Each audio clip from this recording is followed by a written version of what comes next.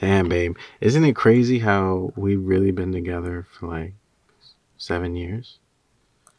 Like, Yeah. sharing this path, sharing life, arguing, laughing, learning, you know? Mm-hmm. It's crazy. What's so funny? Yeah, 7, almost 8 years. 7, almost 8 years, yeah. So much has happened. From then, from when we first started the Naked Journey, which was kind of like this impulsive idea that happened overnight. We were so excited how we just put it together, and it just felt like it was the right thing to do then.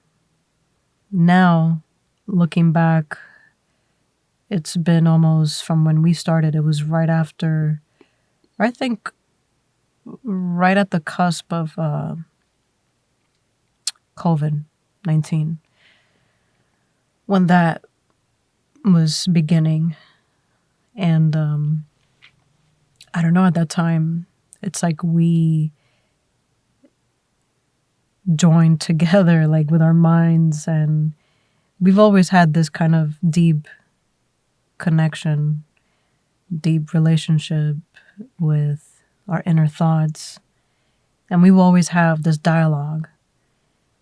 And we just loved walking in New York City. So being native New Yorkers, and at the time we were living in the Bronx, and we would always just take a walk outside and grab our recorders, our voice recorders.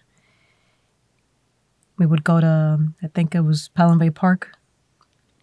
Really nice, just us walking. And I remember this one time, it was around fall, and we were both fascinated by the sound of leaves and like the crushing of the leaves when we were walking. But then we were thinking, oh, would that be overwhelming for the audience, for the listeners, to hear the crunching sound? But we both have kind of like this mutual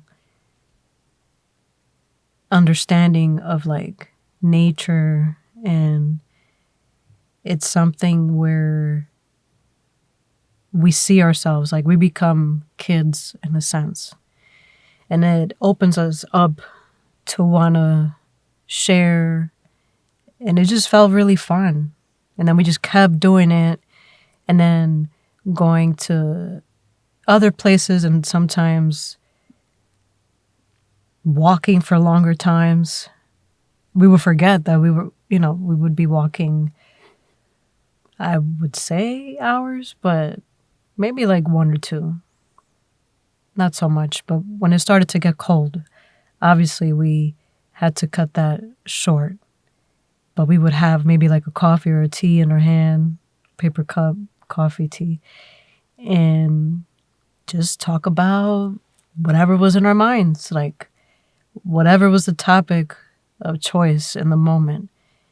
And we would have like the background sounds. If it was during the day, you would hear the sirens, the cars passing by, motorcycles, people yelling. Maybe there were people at the park. That one. You remember that one? Yeah. I'm not sure if that was like the first recording we had, but we were at the bench. Mm-hmm. That was like, it was like a moment, like I can't really describe it, but it's like once we were doing it, I felt like we were always, sharing that, like doing that. Like it wasn't our first time. Right. And we felt like, for me, I could say, very comfortable. And then never being able to do that with someone I was dating. I mean, I've never had that connection with someone that I can really trust, and someone that wants to share their life with me and have this journey together. So I don't know. What do you think? No, yeah, it's been definitely an interesting journey thus far. Just going back to when our first year together, it was interesting because we were trying to, back then, even try to go off path in our own way, stepping away from the norms, trying to do things that fulfilled us. Like the one thing that comes to my mind was you learning how to ride a bike. That shit, man. Oh gosh, That was a crazy journey. that should have. I feel like Or a there's subquest. recordings of that somewhere. Someone had a camera. Yo, you remember when we were down by the South Street Seaport, and you started, actually like pedaling on your own, and you thought I was holding you, but you were by yourself, and all these foreigners who were tourists, they were just passing by. They stopped and they clapped for you. They were like, "Oh yeah!" Like, it was hilarious. Yeah. They were cheering you on. See, that was exciting and frightening at the same time because we were right next to the highway. Mm-hmm. And it's just something about me. Like, it has been a journey for me when receiving attention or acknowledgement or some kind of praise for something I'm doing. Yeah. So at the time, I'm receiving that, and it's like that they're referring to me. Like, that's crazy. So at the same time, I felt embarrassed because in my mind, I felt like, oh wow, I probably look like I'm 6 years old on a bike. That's embarrassing because I'm not 6 years old. I'm, I guess, my late 20s at the time. Mm-hmm. And yeah, like I just, instead of, holding that kind of acknowledgement, I was overwhelmed with some kind of fear. So what ends up happening, which you later would see, just like the first time that I got the bike, when I came out of the bike shop, and what happened, which, it's like the excitement when someone else is watching you do something. You're like being the cheerleader. But then the person on the receiving end, which is me, never really had that kind of happen to them in their life. And so I didn't know how to receive it. So that then becomes like a distraction. And then what ends up happening, I steered to the left. And then I right into the gate. And I remember I cracked the little glass. I guess it was plastic, but no, I think it was like a little glass cover. The reflector. On the bike. Yeah. And then that pissed me off because I'm like, this is a brand new bike. I can't believe it. But anyway, back to the highway and pedaling there. I lost focus. And I was riding up until I got close to you, but then I don't think I wanted to ride anymore because I didn't want to gain so much attention from other people. And then I guess like the overthinking then is just like a lot of self-judgment that to me, I felt like, oh, people are being sarcastic. The whole clapping, what they're doing. I don't think they really mean it. They don't know me. Like, why are they so happy for me if they don't know me? Like, So yeah. But that was still a very heartwarming experience to be able to ride a bike and then to eventually lose all that fear and then ride in the streets. go from like one borough to the next. That was the adrenaline. Oh man, that was amazing. So Yes, it is. Yeah, we would add that that event, by itself was incredible to witness because you did overcome your fears. Like it was kind of like a hero's journey, this side quest, if you would, where you needed to start, collecting confidence. When we started dating, you were very much in a traditional modality, like a mode of traditional Dominican heritage. Like you were that, and that's not to say that that's a bad or a good thing. It's just that's who you were when we met you. But what's so, for me, deeply beautiful is that, like, even when you were showing that and demonstrating that, we saw something else. Like, we saw something different.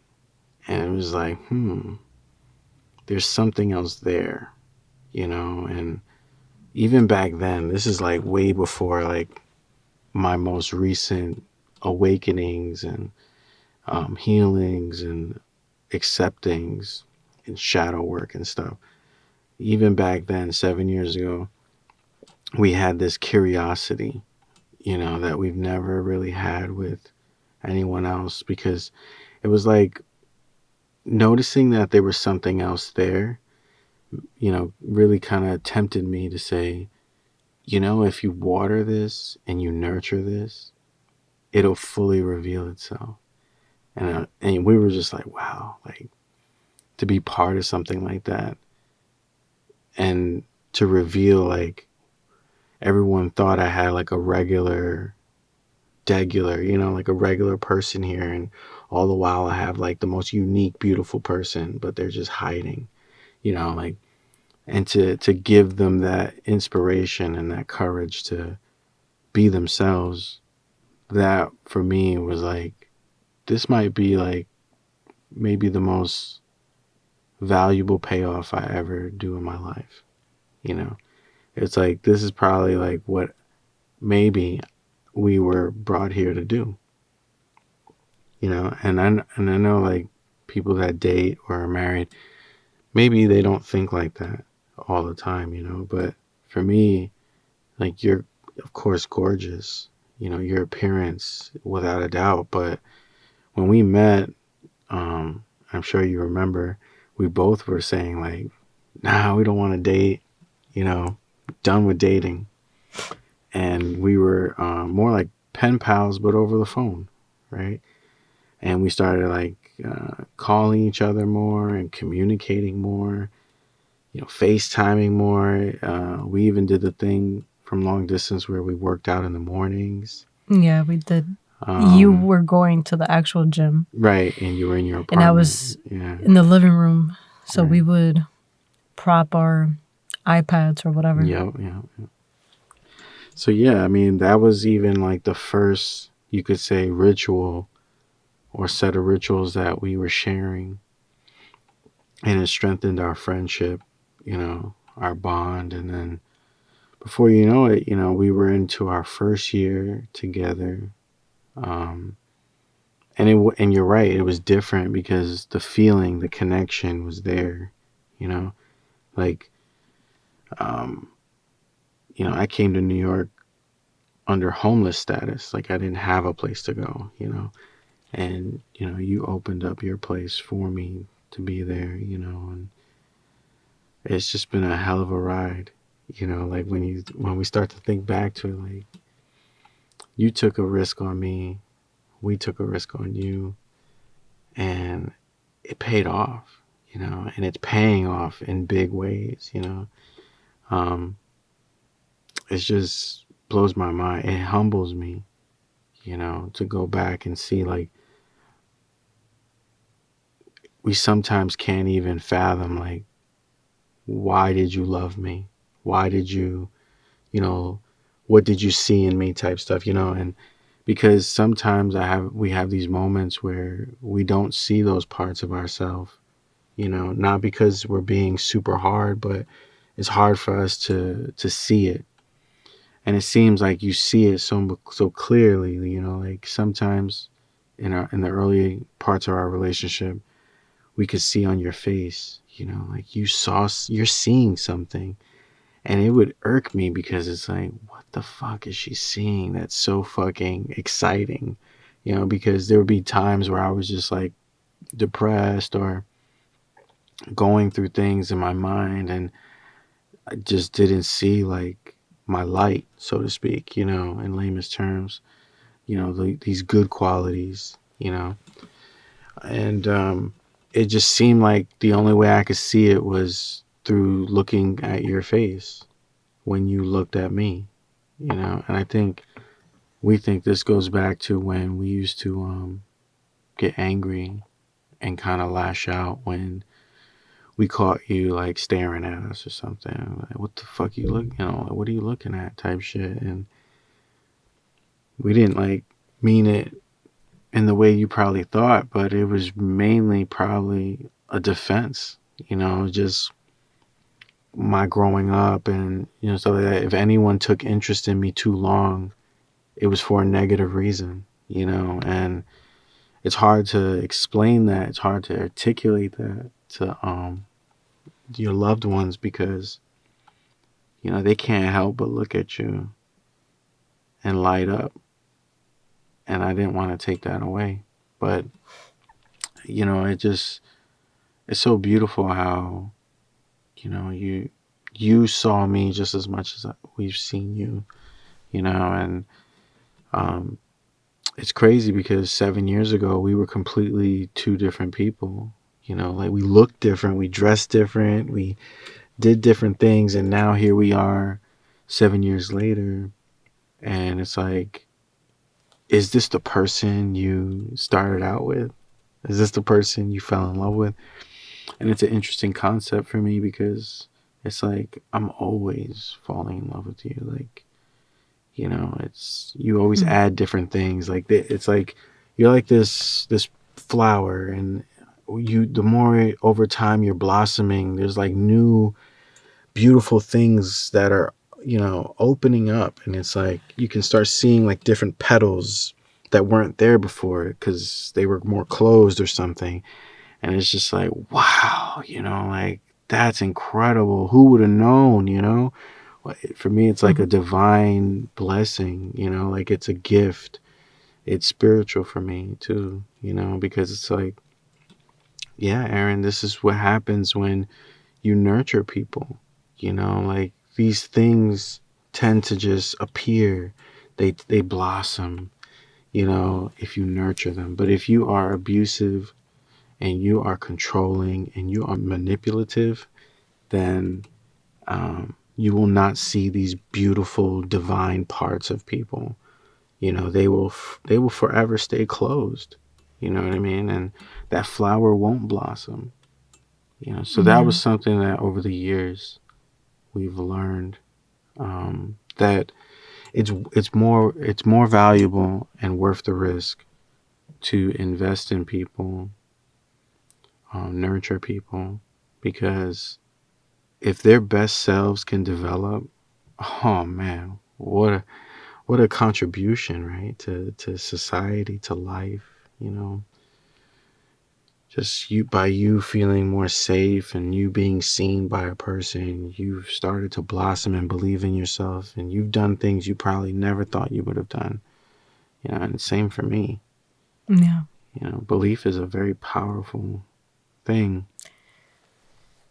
Yeah. Yeah. It's very, like, I'm just sitting here, and yes, we've had our own conversations, private conversations, Mm-hmm. but to hear these things, it still feels like you're saying it for the first time, and then it does make me feel emotional.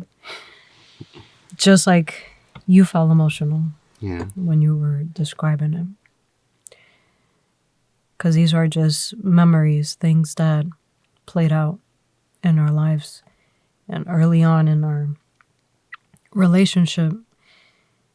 And it's so interesting because early on, like, there was still that part of me, and this part of me was still carrying old patterns and beliefs from previous relationships with other people. And so there was that, ego or something telling me, well, this is not going to last, So just see how it plays out, right? And we both come from complex backgrounds. We both have children. And for us to come together, that was, I think in the very, very beginning, like, that was the sort of like that missing puzzle piece where I think for me, like, I saw it visually, us coming together as a family and our kids maybe growing up together and things like that. And just sharing moments together, maybe things that we didn't experience as children or have that kind of family that we would see on TV. So, but that, like, the important piece of this all is how, especially for me, like, I remained because you believed in me. And it wasn't like that kind of belief that, or like when someone tells you, like, yeah, you can do it. And no, like, for me, it was something else. Like, it was the way that you would express it. Like, you really felt it. And I don't know if it's because of your Pisces, like, you're a big feeler and things like that. But, like, I would see your genuineness. And I just trusted that and went with it. But then again, like I mentioned, like, there were times that there were things that would come up, triggers. There were unresolved traumas just lingering around, just waiting for something to happen. And yeah, like any kind of relationship, we obviously had our ups and downs. And I think there was a moment where something happened. I just don't remember exactly what it was. And I think we both, like, felt that, I guess you can say, like, that fear of, oh crap, like, this could be it. Is this really it? Like, is this what we really wanted to sign up for? And we both, like, sat down and we just laid out everything that we didn't want in the relationship. And then we started to share, like, things that we experienced with other people and why that hurt us. And that's not something that we want to go through again. And I think when we opened up so much that way, I think that brought us even more closer. Like, there was this depthness. Like, I felt it in my gut, something. I don't know, like, the way I'm expressing it is like an expansion or something, like this space that I felt, like, in me or something. That was really like the hope that I felt in me. And then we both felt. And then we just held on then. And we're very, like, curious kids. Mm-hmm. And then watching each other grow, obviously everyone is different. So the way we process, move in life, it's definitely not the same. And I used to think, oh, when you're in a relationship or that that saying, the power couple. I used to think the pair needs to be identical to each other. That's what I used to think. But then it's like, that's sort of toxic, because it's like now you're saying, well, whatever, like things that make you, like your uniqueness, you kind of are putting that to the side. And it's sort of to portray like you're this perfect couple. And then we knew that, like before, we didn't want to like share our private life. Just like how celebrities do it. Why can't we do it? Celebrities are human, so are we. Like, I don't think it's something that's so taboo for common folks to just decide to do that. I think anyone can do that. And that was like the sort of that separation of how I used to think in the past, especially in social media, and just having to feel like to constantly overshare, sort of like proving something. And it's like, but wait, isn't it enough that I'm sharing my life with my partner and I tell them the things that I feel about them, or I show them? Why do I have to show the world that? And then it then becomes redundant. I mean, for me personally, I think it becomes redundant. Then it looks like I just want attention. I'm seeking attention. Or that I want my partner to know, like, hey, I love you so much. I'm letting the world know that I love you so much. But then you really sit there and think about it, like, but you loving me, and I know that is enough, So we began to do that. I know in the very, very beginning, we were still caught up in that kind of lifestyle. And I guess like meeting the expectations of what society thinks is accepted and things like that. So portraying some kind of life. But then, behind the cameras, it's like, well, that's not really true. It's like code switching or something. But anyway, it has been such an amazing journey thus far. And we're like in our late 30s now. And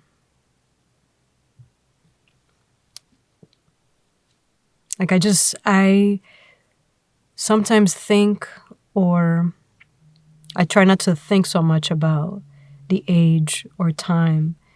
But then it's like, wow, like time is really speeding up. You can't help it as a Capricorn, right? Like, you need to, well, you don't need to, but you prefer to include this into your perception of reality, because a large portion of your perception as a Capricorn is appearance, the physicality of the world, the reality.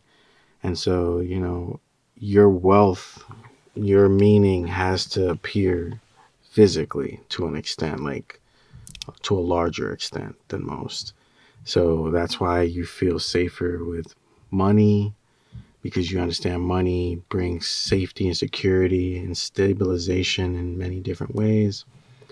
I think a lot of Capricorns agree. That's why they work hard. You guys work hard to get your money so that you can build your stable, domain or safe space, home, whatever you want to call it, family even, because you guys are very family orientated too. But it's so interesting too, because we love that you brought these things up. But like, there's also another layer to it that also caused us to grow. And what we mean is, when we started dating, we weren't into like public display of affection, PDA. We weren't into a lot of things. We weren't a hugging person.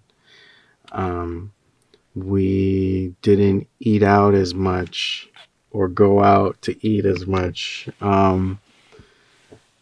So many things, but more importantly, like, for me, we didn't know this about ourselves until we started sharing life with you, and we didn't know that we were deeply hurt and traumatized from childhood with the whole PDA thing. It was just we didn't like being touched because we were abused so much. Um, we didn't really like being too vulnerable because we had a history of people just saying you're too much. And so with you, it was like you were demanding. Like your archetype of the general like came out and was like, I need you to hug me. I need you to hold me. I need you to, And you I'll know. point out, this was not like in public. No, no, This no. was at home. At home, yes, the hugging. And we fought about these things, as crazy as that may sound. But we sat there and talked it out, like, we were over here saying like, I just don't think that it's necessary, and you were just like, no, it's very necessary, but we, even in our own stubbornness, didn't see in the moments that this was bigger than me, and we think that's when we started to negotiate, like you mentioned before. We started to sit down and list things out and say, look, this is what I'm not going to deal with, and this is what I'm willing to deal with, and leave a little wiggle room for the unknown. Um, and, before you know it, we started realizing, like, damn, Aaron, like, you're so fucking deeply hurt and traumatized that it hurts you to even fathom or think that you can hug and be open with this person, like, and honestly, a part of me was just like, nah, she might leave you, you know, she might leave you like the other people did, and that shit, man, that shit fucked me up. Like, because on one hand, it's exciting. It's like, oh my God, this person is showing me all this affection, all this affection that we wanted from our mother, you know, and most of my life, dating heterosexual women, they they had these traits of my mother, and all the while, like, we're just looking for those things that our mother didn't do, and it just so happens that when we met you, we never dated anyone in our life that offered this gentle, charismatic, like, physical touch of, hugging and holding, and, and we were just so terrified because we would think, what if this just falls apart? Like, what? And my military mindset is like, what's the risk assessment here? You know what I mean? Like, how big is the blowback if this goes south? And we've risked big in the past. Like, we've risked really big with people, and it blew back so bad. Um, and that's why when we met, we were at a place of just, we didn't want to date anybody because it was just too much. You know what I mean? Like, it was so much that people have taken from me that I just can't get back, And at that time, I really felt like I was in a bad place too. Um, and when I get like that as a Pisces, I just push away from everything and everyone because I feel like I don't want to hurt anybody, So when I feel like that, I'd rather just exit and not be around or whatever. But with you, it was like, no, Aaron, you can't just run away. You can't just escape this. And that was the deeper truth. As a Pisces, most of my life was finessing escapism in some form or fashion, whether through drugs, whether through food, sex, power, you know, whatever. It was this form of escapism to escape the hurtful reality that was truth, you know? Yeah. And so with you, it was just that extra push, just, Aaron, you have to deal with these things. You have to stop running. You have to stop pretending. You have to, and I hate to use the word grow up, but it's true. Like, you have to mature. You have to accept these things, you know, however dark or ugly you may perceive them. You have to try to understand. You have to. And it was because of you that, you know, it pushed me even further to say, you know what? I'm going to do this. I'm not going to do it for you, but I'm going to do it for me. And in return, it's really for you, you know, like. This actually reminds me of, you remember when you would say, yeah, like, I don't need you.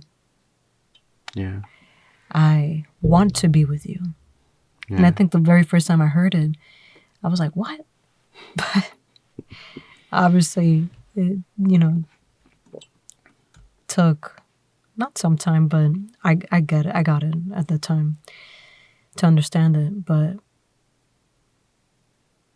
it's like I also had to bear the observing, like watching you as loving and open as you've been, seeing you get hurt too by other people in different spaces and things, and just having to stand by and see that. Like, a part of me would feel kind of angry and like, how can this happen, kind of thing. And also because I was not, I guess, doing that, hurting you in that kind of way. But even like in small things, it really not that deep, I would say. But I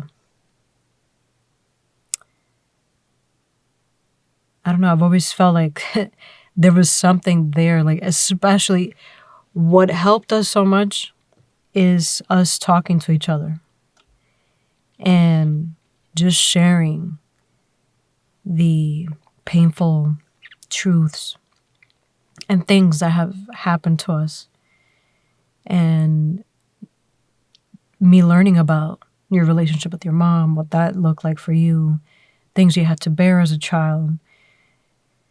And then I would see myself in things I had to bear as a child. Like, I just envisioned us both as kids and like just taking a break of those scenarios and coming together. You would say back then, like, yeah, we're like in a sandbox and we're just playing together. So like that kind of image, us sitting in a sandbox, we're sharing things, playing, just taking a break from all of these things that are happening all around us that we don't have control over. And also being a Cancer rising, like, yes, as a Capricorn, like, yes, there's that wanting like this physical, I guess you can say, stability, wealth kind of thing. But deep down, I always wanted that wealth of a family, like that, like this abundance of just family coming together and just sharing life with one another. I didn't really come from that.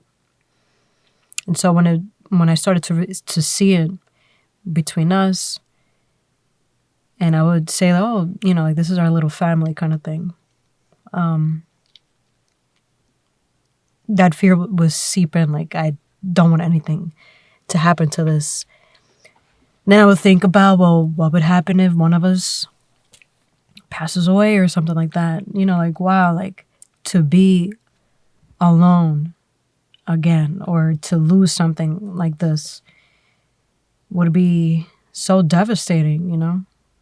Because it's like, wow, you really filled this dark, hollow part of me that I never thought, you know, I never knew that something like this could happen. I asked for an experience like this, to have something like this. It really wasn't easy for us anyways, coming together and stuff like that, because we also had doubt based off our thinking, our past experiences.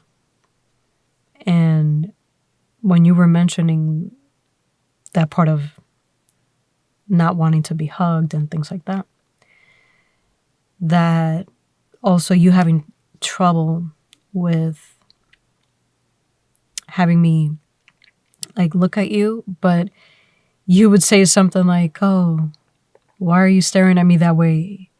You look like you're trying to take my soul out of me or something. Like, whoa, I don't think that's how I look. That's crazy. I look like a psycho. But it was interesting that you were having trouble with that. But you started to open up a little more. Just like I was opening up to a little more to affection, not just like sexualizing someone or receiving compliments of being beautiful and things like that. Like, that's something that we all hear, you know what I mean? Like, but coming from you and having other things that would align with that, it's not just beauty from the exterior, it's just also from the inside. Things that maybe I wasn't seeing myself. That really stood out for me. That was very eye-awakening. So yeah, this is still a journey that we're both taking. And yeah, you know, when we did start the Naked Journey, we were so enthusiastic and just, I don't know, like we just had this adrenaline rush, like we hit a gold mine. But then so many things were happening all around and we got very busy. And even though we would record, it wasn't really tailored to some kind of theme or anything like that. It was just us just having some random conversation. And we took a break from it. A very long break. And now fast forward, it is 2024, about to be 2025.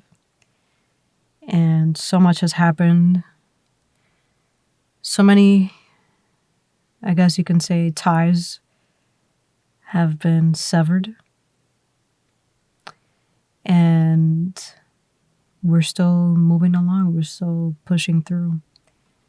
Yeah, that's a good segue to the first episode.